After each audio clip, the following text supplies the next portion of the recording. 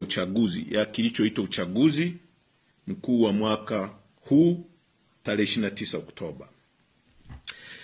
Kwanza na la msingi zaidi ni msimamo wetu unaotokana na ukweli kwamba mteuzi wa tume hiyo hana uhalali wa kisiasa, kisheria na kimaadili.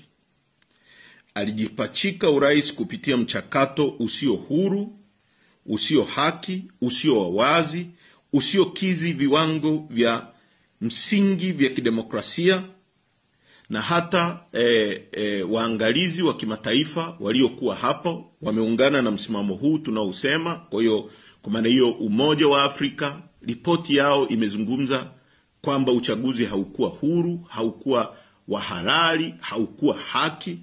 SADC wamesema hivyo na waangalizi wengine wote wa kimataifa. Hivyo hana mamlaka kimaadili wala